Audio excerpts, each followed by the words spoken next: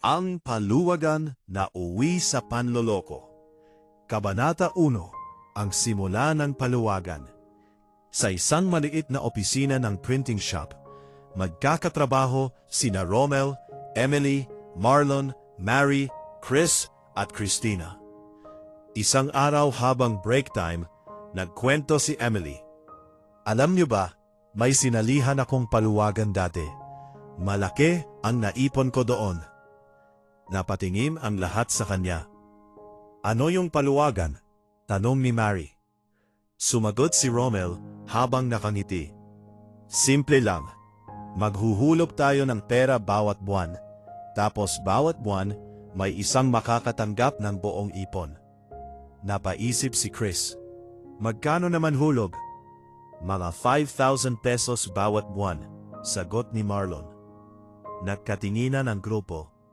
Kung 6 tayo, ibig sabihin 30,000 pesos ang makukuha ng sasahod bawat buwan, dagdag ni Romel. Napangiti si Mary. Pwede na yun. Makakatulong sa pamilya ko. Hindi nila alam, habang nagkakatuwaan sila, may lihim na plano sina Romel, Emily at Marlon. Kabanata 2. Ang lihim na plano.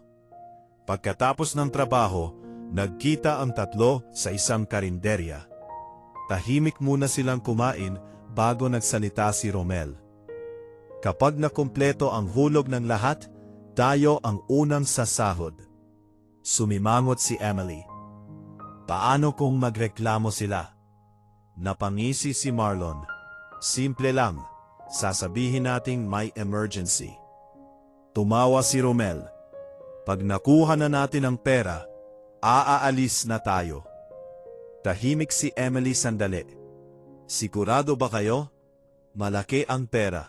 Higit 1,000 pesos ang makukuha natin, sagot ni Romel. Unti-unting pumayag si Emily. Doon nagsimula ang malaking panloloko. Kabanata 3. Ang unang hulugan.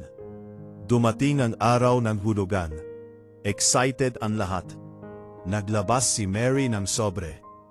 Eto na yung 5,000 ko. Sumunod si Chris at Christina. Si Marlon ang nag-collect ng pera. Habang inilalagay niya sa bag ang pera, napangiti siya. Ang bilis pala kumita ng pera, bulong niya sa sarili. Hindi napansin ng mga kasamahan niya na may lihim na plano ang tatlo. Kabanata 4. Ang unang senyales. Pagkalipas ng 2 buwan, si Mary ang dapat sasahod. Excited siya dahil gagamitin niya ang pera para sa tuition ng kapatid niya. Lumapit siya kay Romel. Romel, ngayon na yung sahod ko sa paluwagan, diba? Napakamot si Romel sa ulo. May problema kasi. Ano? Tanong ni Mary. Na-delay yung hulog ng iba. Chris, pero kumpleto naman tayo.